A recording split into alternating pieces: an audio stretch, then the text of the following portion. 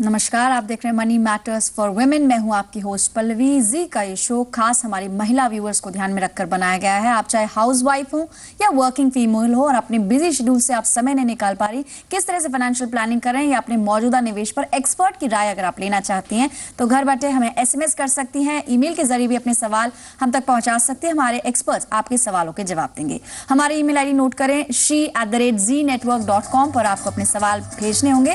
साथ ही आप घर बैठे अपने मैसेज राइटिंग बॉक्स में जाकर SHE हमारा कोड लिखकर अपने नाम के साथ अपना सवाल 57575 पर भेज सकती हैं। याद रहे कि ईमेल में अपना फोन नंबर लिखना ना भूलें। आपके सवालों के जवाब देने के लिए आज हमारे साथ हैं बलवंत जैन, अपना पैसा.com के CFO और टैक्स एक्सपर्ट। बलवंत जी, बहुत बहुत स्वागत है आपका आज के शो में। धन्यवाद। चलिए शुरुआत करेंगे। कुछ सवालों को ईमेल के जरिए भी शामिल किया है। पहला सवाल ईमेल के जरिए है। दर्शना ने हमें लिखा है कि मैं माता पिता से मुझे कुछ नियमित रकम मिलती है हर महीने, लेकिन जैसे इन्होंने मेंशन किया है कि वो US में रहते हैं। वो जानना चाहती हैं क्या इन लॉज से या पेरेंट्स से अगर कोई फिक्स्ड अमाउंट हर महीने उनके अकाउंट में आएगा, क्या वो उनकी आय में जुड़ेगा और इस पर क्या कोई टैक्स देनदारी होगी? बलवंत जी बताइए।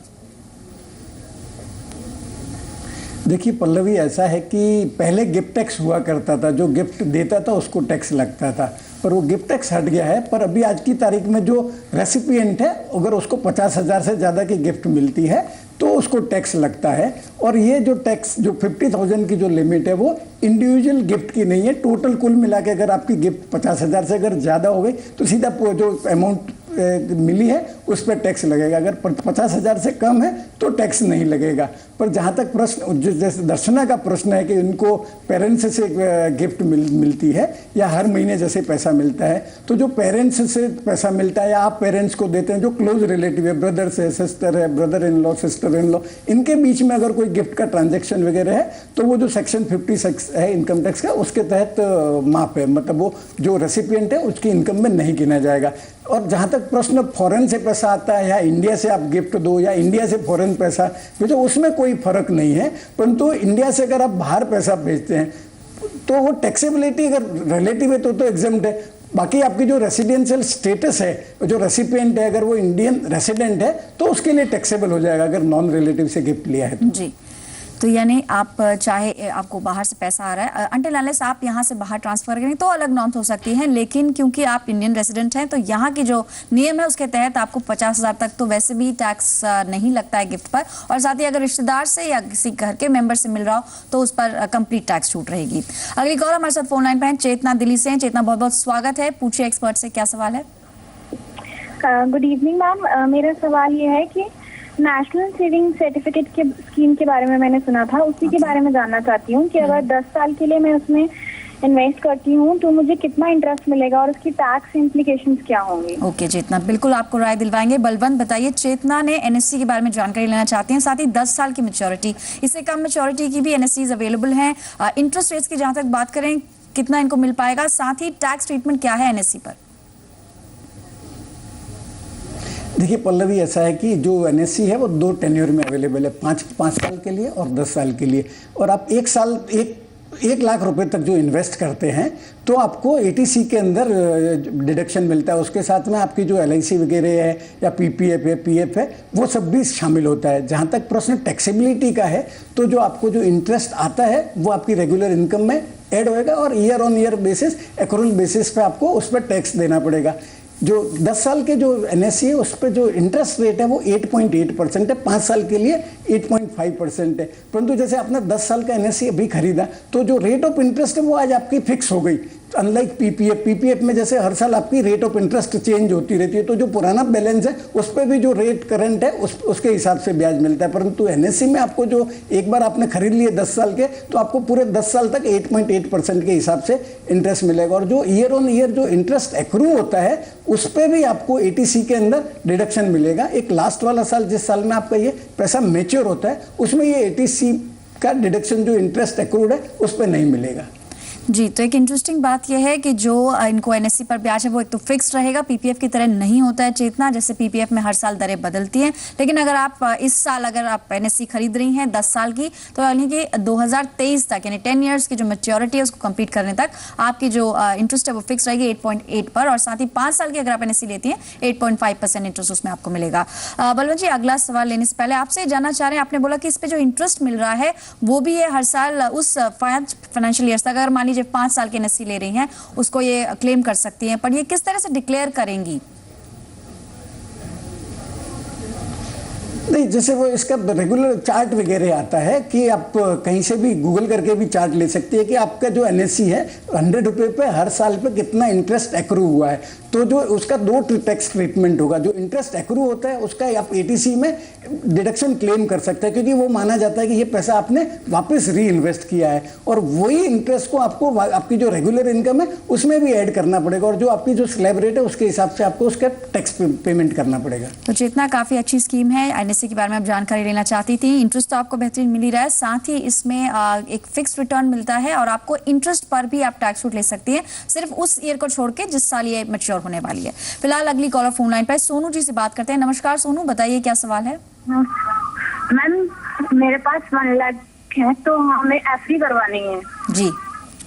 तो मुथूट फाइनेंस, मुथूट या मन्नापुरम में से कौन सा फाइनेंस में निवेश करना चाहती है? लेकिन हाँ, सिक्योरिटी एक बहुत बड़ा कंसर्न है बलवंत जी, क्योंकि ये दोनों ही कंपनीज गोल्ड लोन कारोबार से जुड़ी हुई हैं। Looking at the future of gold loan companies, मतलब इन दोनों कंपनीज जो इन्होंने शॉर्टलिस्ट करी है, मुथूट साथ ही मन्नापुरम, इन दोनों के में अगर ये कंपनी में एफडी खोलना चाहती हैं, कितना सुरक्षित रहेगा? साथ ही अगर यहाँ पे निवेश ना करें तो क्या ऑल्टरनेटिव है? 1 लाख का एक लमसम इन्वेस्टमेंट करना चाह रही है।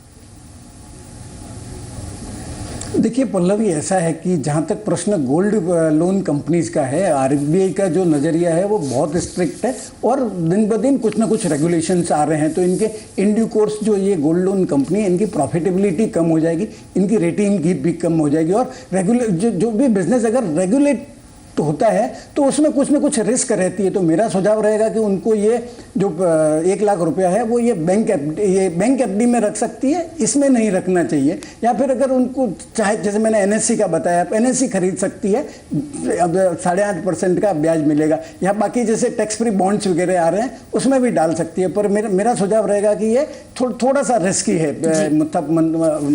मन्नापुरम और मुथूट फाइनेंस में एफडी करना। तो यानी कि सोनू, अगर आप रिस्क की बात करें, क्योंकि आपको इंटरेस्ट ज्यादा मिलेगा, जाहिर है इसमें रिस्क भी ज्यादा होगा, आप बैंक एफडी का रुख कर सकते हैं। अदरवाइज कुछ और भी ऑप्शन है, एनएससी पर अभी हमने चर्चा करी। फिलहाल एक ब्रेक के लिए रुकेंगे, ब्रेक से जब लौटेंगे तो एनसीडीज और टैक्स फ्री बॉन्ड्स पर होगी चर्चा।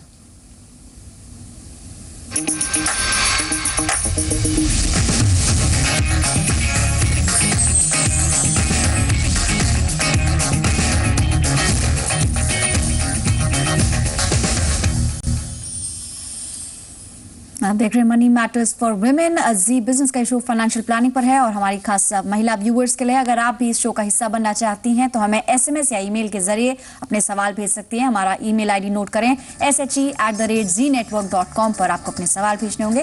साथ ही एसएमएस करने के लिए SHE हमारा कोड लिखना ना भूलें। अपने नाम के साथ अपना सवाल 57575 पर भेज सकती हैं। याद रहे कि ईमेल में अपना फोन नंबर लिखना ना भूलें। चलिए, आपके सवालों के जवाब दे रहे हैं बलवंत जैन, और अगला सवाल ईमेल के जरिए, इन्होंने नंबर मेंशन नहीं किया है, इनका सवाल ईमेल के जरिए हम शामिल कर रहे हैं। इन्होंने जानना चाहती है बलवंत की एनसीडीज क्या होते हैं, साथ ही श्रीराम ट्रांसपोर्ट के एनसीडीज बाजार में मौजूद हैं, उसके मुकाबले क्या जो टैक्स फ्री बॉन्ड्स आए हुए हैं बेहतर रिटर्न इनको मिल पाएगा, दोनों में कंपैरिजन, और साथ ही मौजूदा बाजार में कौन कौन से विकल्प हैं? बलवंत बताइए।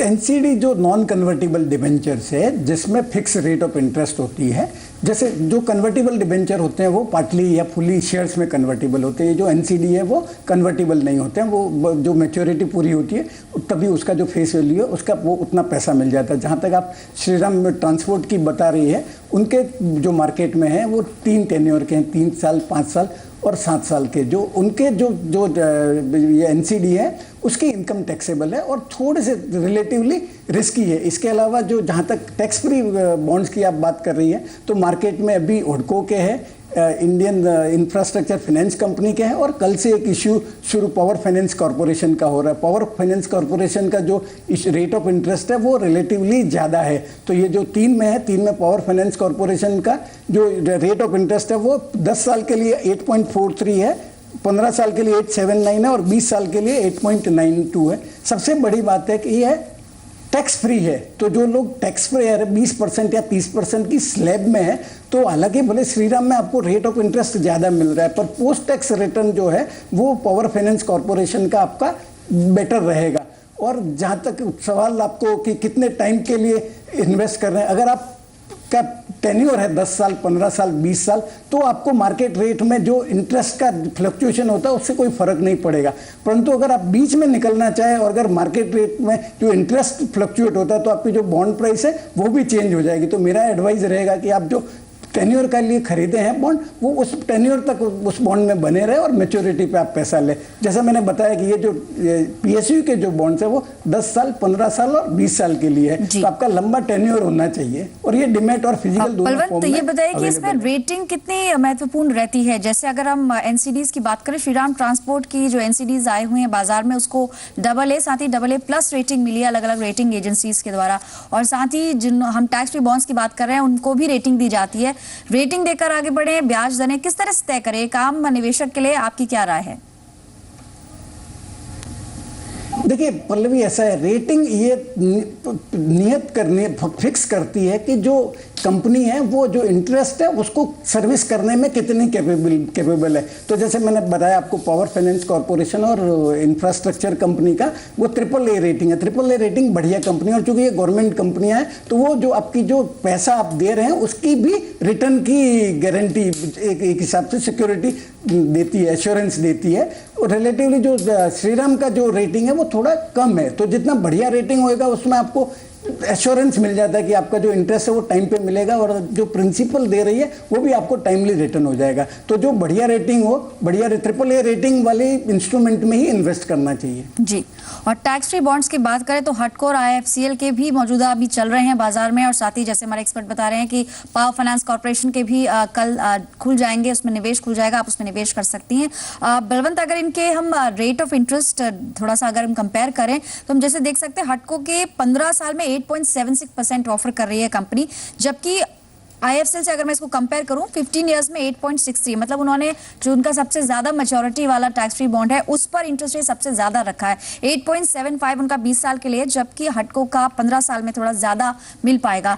मैच्योरिटी डेफिनेटली यहाँ पर मैटर करेगी। एक बात बताइए, अगर कोई इसमें प्री मैच्योर विड्रॉल का कितना ऑप्शन है, या फिर अगर हम कोई बॉन्ड लें और उसको मैच्योरिटी से पहले उसमें से निकल जाएं तो टैक्स प्रोविजंस क्या हैं?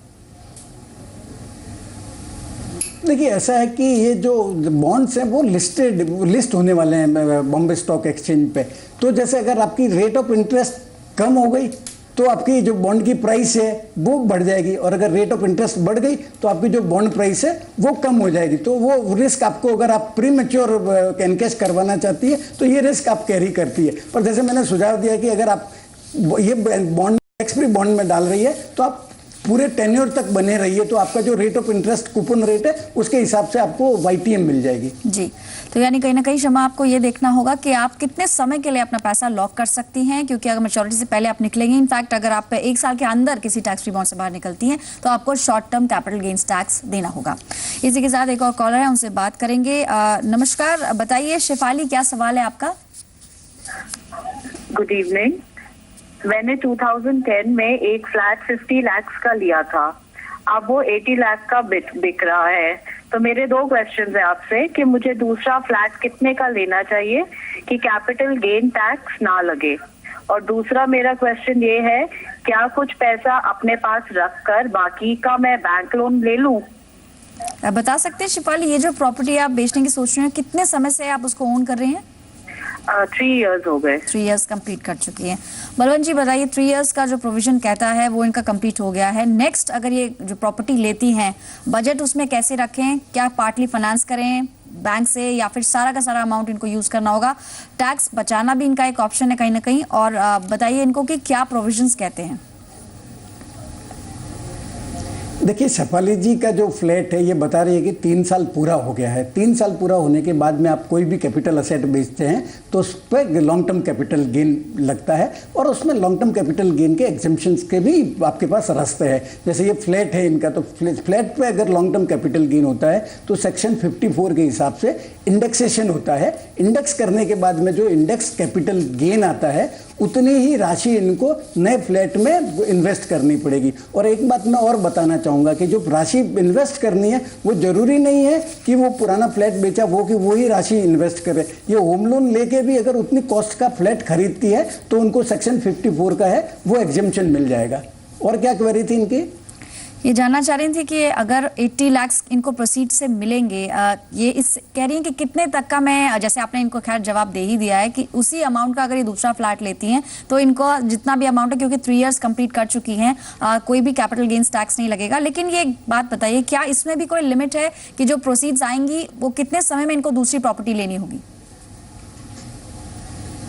जो सेक्शन 54 के हिसाब से जो आपने जो फ्लैट बेचा है उसके आपको 3 साल के अंदर अंदर फ्लैट खरीद लेना पड़ेगा। और अगर आप खरीद नहीं पाती है, जो इनकम टैक्स की आपके रिटर्न फाइल करने की ड्यू डेट है तब तक, तो आपको जो कैपिटल गेन अकाउंट स्कीम है उसके अंदर वो पैसा जमा करवाना पड़ेगा। और जब भी आप फ्लैट खरीदेगी तो आप उस कैपिटल गेन अकाउंट में जो पैसा जमा है उसमें से निकाल सकती है, परंतु जो नियत समय है उसके अंदर अंदर आपको ये जो परचेज है वो कर लेनी पड़ेगी। जी, यानी मौजूदा प्रावधान की बात करें तो सेक्शन 54 के तहत आपको मिल सकती है छूट, और अगर आप उस पैसे को जमा करना चाहते हैं उसके लिए अलग से एक खाता खोलना होगा आपको। कैपिटल गेन्स खाता बैंक में खुल जाएगा, वहां पर किसी भी सरकारी बैंक को अप्रोच कर सकती हैं और उस अमाउंट को जमा कर सकते हैं। अदरवाइज अगर आपको टैक्स छूट चाहिए उसी अमाउंट को आप दूसरी प्रॉपर्टी में आसानी से निवेश करके टैक्स बचा सकती हैं। फिलहाल एक ब्रेक के लिए रुकेंगे, पर ब्रेक पर जाने से पहले बता दें आपका शो आप ट्विटर पर भी मौजूद है। आप हमारा ट्विटर हैंडल नोट कर सकते हैं MMW_Z बिजनेस। ट्विटर से जुड़ के सीधे एक्सपर्ट से सवाल पूछ सकते हैं, साथ ही लेटेस्ट जानकारियां भी ले सकती हैं।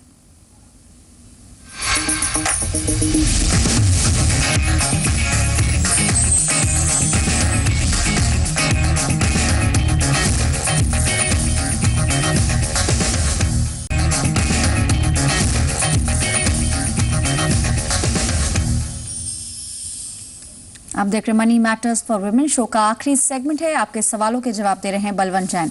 बलवंत जी, एक और सवाल आज शामिल करेंगे, ईमेल के जरिए है। निधि है मुंबई से, लिखती हैं कि मैंने 2 कंपनियों में काम किया है एक ही वित्त वर्ष में, और प्रॉब्लम जो ये फेस कर रही हैं कि पिछली कंपनी से इनको फॉर्म 16 नहीं मिला है, दूसरी कंपनी क्योंकि अभी भी ज्वाइन की, अभी यहाँ पर भी फॉर्म 16 मिलना बाकी है। क्या दिक्कत होगी अगर इनको फॉर्म 16 प्रीवियस कंपनी से नहीं मिलता? साथ ही अभी इन्हें क्या करना चाहिए? ना टैक्स रिटर्न्स फाइल करने में कुछ प्रॉब्लम्स इनको आ सकती है, थोड़ा विस्तार से आपसे जानना चाहेंगे। देखिए पल्लवी, ऐसा है कि अगर आपने 1 साल में कोई 2 एम्प्लॉयर के साथ में काम किया है तो जहाँ तक टैक्सेबिलिटी का सवाल है, आपकी दोनों एम्प्लॉयर से जितनी सैलरी आती है वो टैक्सेबल होगी। ऐसा लगता है जैसे पुराने एम्प्लॉयर ने सपोज इनका TDS नहीं काटा है तो मेरा सुझाव रहेगा कि उनकी जो पुराने एम्प्लॉयर से जितनी सैलरी आई है उसकी डिटेल नए एम्प्लॉयर को फॉर्म 12B में भर के दे दे, तो वो जो नया एम्प्लॉयर है वो पुरानी सैलरी को भी ऐड करेगा और जो ATC के डिडक्शंस वगैरह हैं वो भी एक बार ही देगा, नहीं तो 2 बार में दोनों एम्प्लॉयर अलग अलग से देंगे तो क्या होता है कि टैक्स लाइबिलिटी बढ़ जाएगी। तो अगर सपोज इन्होंने सेकेंड एम्प्लॉयर को डिटेल्स नहीं दी है तो जब ये अपना इनकम टैक्स का रिटर्न बनाने बैठेगी तो उनकी टैक्स लाइबिलिटी आ जाएगी और अननेसेसरीली उसके ऊपर उनको टैक्स भरना पड़ेगा। तो मेरा सुझाव रहेगा कि ये जो पुराने एम्प्लॉयर की जो इनकम और इनकम टैक्स की डिटेल है तो वो नए एम्प्लॉयर को 12B में भर के दे देवे, जिससे इनको आसानी रहेगी और कोई भी टैक्स लाइबिलिटी रिटर्न भरने के टाइम नहीं आएगी। जी, और साथ ही आपसे ये भी जानना चाह रही हैं कि क्या ये अपने प्रीवियस एम्प्लॉयर को कांटेक्ट करके या किस तरह से क्या उनसे फॉर्म 16 मांग सकती हैं? मतलब अगर वैसे इन्होंने ज़्यादा डिटेल्स नहीं मेंशन किए कि क्यों इनको फॉर्म 16 इन्होंने नहीं लिया है प्रीवियस कंपनी से, लेकिन क्या प्रीवियस एम्प्लॉयर से या वहाँ के HR डिपार्टमेंट से कॉन्टैक्ट करके फॉर्म 16 क्या कुछ एक विकल्प निकाला जा सकता है?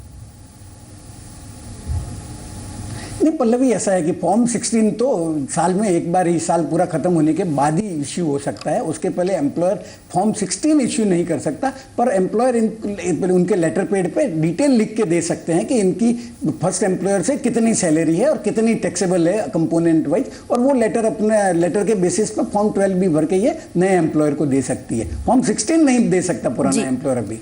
तो निधि, उम्मीद है आपको कुछ यहाँ पे गाइडेंस मिली होगी। फॉर्म 12B एक विकल्प है, अगर आपको फॉर्म 16 नहीं मिला है प्रीवियस कंपनी से, आप वो सारी डिटेल्स अपनी प्रीवियस कंपनी की और प्रीवियस सैलरी की अपने करंट एम्प्लॉय को दे सकती है और यहाँ से आपको टैक्स डिडक्शन में इस तरह से मदद मिल पाएगी। बलवंत जी, आपका बहुत बहुत शुक्रिया आज जी बिजनेस को वक्त देने के लिए, पर समय इतना ही है इसलिए और सवालों को शामिल नहीं कर पाएंगे।